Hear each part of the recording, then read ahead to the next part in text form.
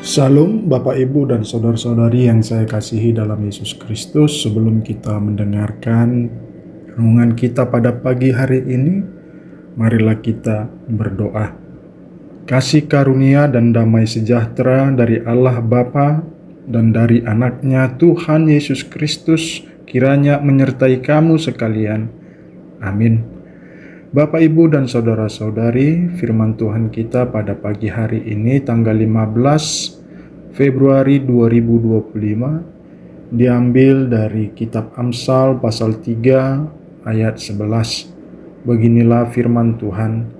Anakku, janganlah engkau menolak didikan Tuhan, dan janganlah hatimu jemu terhadap tegurannya.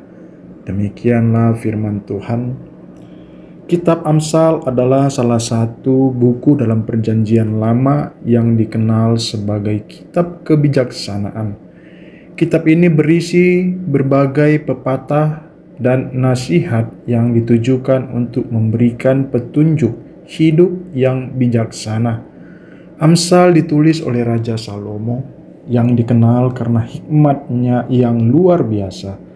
Tujuan utama kitab ini adalah untuk mengajarkan kebijaksanaan, pemahaman, dan disiplin hidup yang sesuai dengan kehendak Tuhan. Amsal 3 ayat 11 muncul dalam konteks lebih luas tentang pengajaran dan penerimaan hikmat Tuhan. Sebelumnya dalam Amsal 3 ayat 1-10, Salomo berbicara tentang pentingnya mengikuti perintah Tuhan, mempercayai Tuhan sepenuhnya, dan mencari hikmat-Nya. Amsal 3 ayat 11 menekankan bahwa proses untuk menjadi bijaksana bukan tanpa tantangan, dan terkadang akan ada teguran atau disiplin dari Tuhan. Namun, itu semua adalah bagian dari kasih Tuhan yang ingin menjadikan umat-Nya lebih baik dan lebih sesuai dengan kehendak-Nya. Secara keseluruhan, Amsal 3 ayat 11 mengajarkan kita untuk menerima teguran dan pendidikan Tuhan dengan hati yang terbuka, karena melalui proses tersebut kita akan semakin matang dalam iman dan hidup yang benar di hadapannya. Saudara yang terkasih, pernahkah melihat seorang anak kecil yang sedang belajar sepeda? Awalnya dia sangat bersemangat, tetapi begitu jatuh dan merasa sakit, dia mulai takut dan ingin menyerah. Namun orang tua atau pengajar yang penuh kasih tetap memberikan dorongan dan pengajaran, mengatakan bahwa jatuh itu adalah bagian dari proses belajar.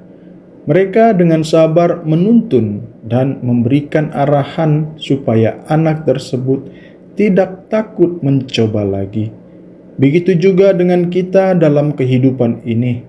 Amsal 3 ayat 11 mengingatkan kita bahwa Tuhan memberikan didikan kepada kita bukan untuk menyakiti, tetapi untuk mendewasakan kita. Kadang-kadang kita merasa kesulitan atau frustasi ketika Tuhan menegur atau mendidik kita, tetapi seharusnya kita tidak menolak atau merasa jemu terhadap teguran-Nya. Sebab teguran Tuhan adalah wujud kasih-Nya yang mendalam untuk membentuk kita menjadi pribadi yang lebih baik.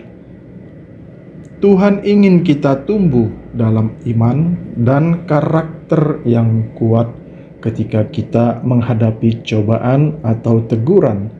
Jangan biarkan hati kita mengeluh atau merasa jemu. Sebaliknya, anggaplah itu sebagai kesempatan untuk belajar dan semakin dekat dengan Tuhan. Tuhan yang mengasihi kita tidak akan membiarkan kita jatuh tanpa memberikan petunjuk yang membawa kita kembali ke jalan yang benar. Mari kita belajar untuk menerima didikan Tuhan dengan hati yang penuh rasa syukur, karena itu adalah bagian dari proses pembentukannya dalam hidup kita. Seperti anak yang akhirnya bisa mengendarai sepeda dengan lancar setelah jatuh berkali-kali, kita pun akan semakin kuat dan bijaksana dalam perjalanan hidup ini. Amin. Mari kita berdoa. Tuhan, terima kasih untuk didikan dan teguran yang penuh kasih. Ajari kami untuk menerima setiap proses yang Engkau izinkan dalam hidup kami. Bentuk kami untuk tidak lari dari teguran-Mu, tetapi untuk melihatnya sebagai kesempatan untuk menjadi lebih baik. Dalam nama Tuhan Yesus. Amin.